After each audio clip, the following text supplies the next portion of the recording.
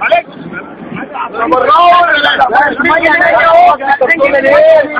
تبرعوا لحزب الوطن.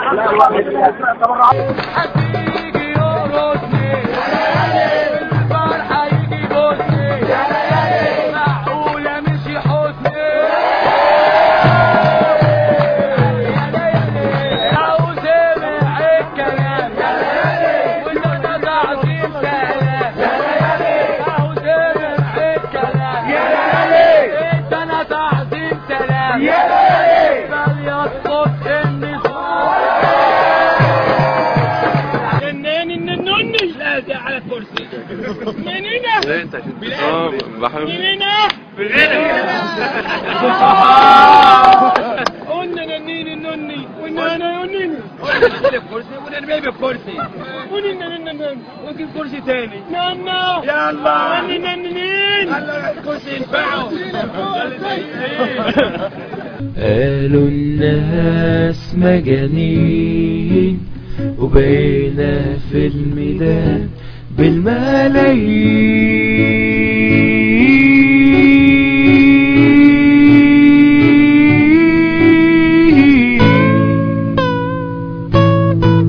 قالوا مجنون اللي يفكر بلدنا يوم تتطور، طب فين وازاي ومنين؟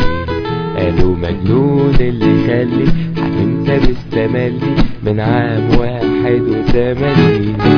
قالوا مجنون اللي يفكر بلادنا يوم تتغير، طب فين وازاي ومنين؟ قالوا مجنون اللي يخلي حاكم لابس تملي من عام 81. قالوا عاللي جالنا وقال اكيد هيكون جمال، ما قالك حسن خليكم ساكتين. قالوا مجنون اللي يرجع للمصري تاني يمكن ويقنع ناس متكتفين.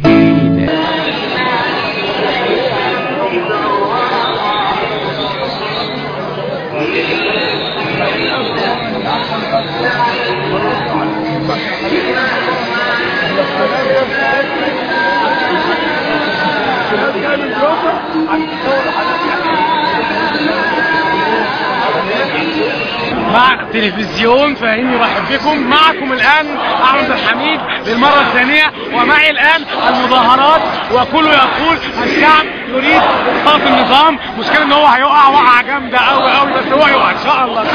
معنا احد المتظاهرين معانا الاستاذ احمد فهيم شخصيا. حضرتك دلوقتي انا عندي مشكله كبيره جدا، يعني دلوقتي انا خدت وجبه كنتاكي وما لقيتش كاتشب، فانا بوجه يعني شكوى للمسؤولين، يعني فين الكاتشب؟ حرام حرام. الشعب في حالة احتقان كبيرة.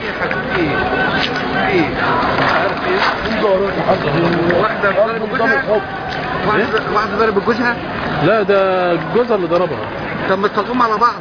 هنصالحهم دلوقتي. طب ومستنيين ايه؟ يبقى 4 ايام على الحال دوت، وربنا يقول حكم من اهلها وحكم من اهلي. صلحوهم على بعض، ما تخلوش الناس علينا كده. قاعد بيشتم الرئيس حسني مبارك شتيمه يعاقب عليها القانون، والراجل ساكت ما بيتكلموش.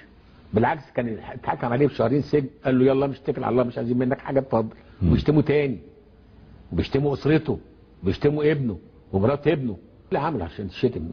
مع احترامي انا ابن بلد بقى، يعني الراجل بعدنا عن مشاكل كتيره جدا. لا